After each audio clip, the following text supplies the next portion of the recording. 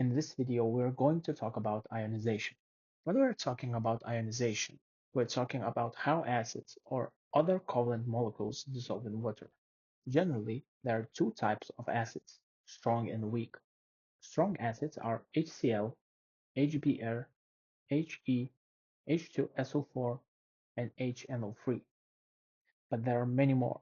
It all depends on your chemistry program and which acids you should hold as strong. All other acids are weak ones.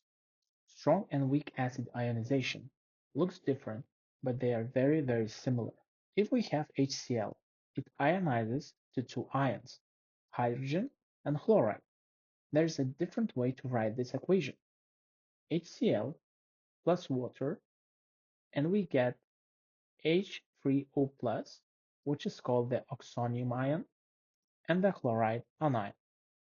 What happens is that the hydrogen from the acid is transferred to the water molecules, and both compounds become ions.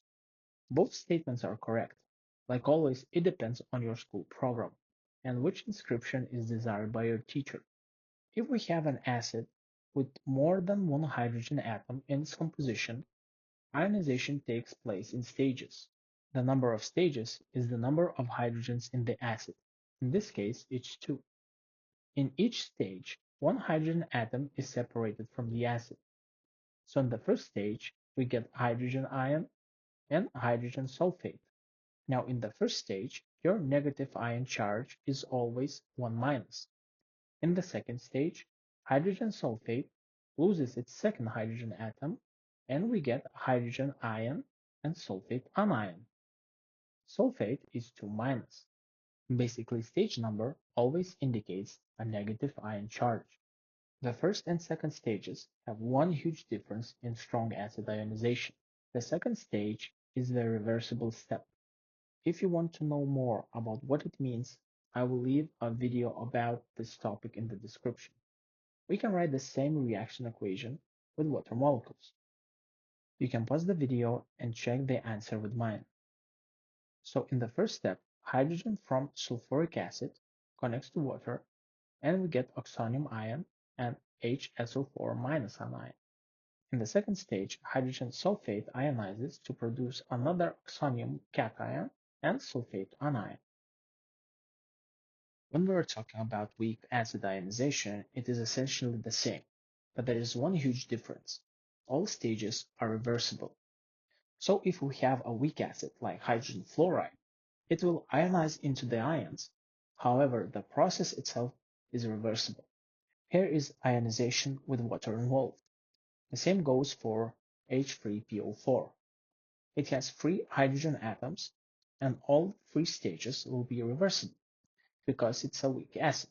In each stage, hydrogen atoms will be released one by one, and new anions will be created. In the first stage, dihydrogen phosphate with a -1 charge. In the second stage, hydrogen phosphate with a 2 minus charge. And lastly, in the first stage, phosphate anion with a charge of 3 minus. Let's look at how it looks when water molecules are present in the equation. As you can see, it doesn't matter if the acid is strong or weak. All you have to remember is that the first stage in the strong acid ionization is irreversible, and everything else is. In weak acids, every stage is reversible. As I mentioned before, what that means will be explained in a different video. Like always, thank you for watching, and if you like my content, please subscribe for more. If you have any questions regarding this topic or any other, please write in the comment section below. Like always, I will leave a few exercises for you, and in 10 seconds, you will see the answers.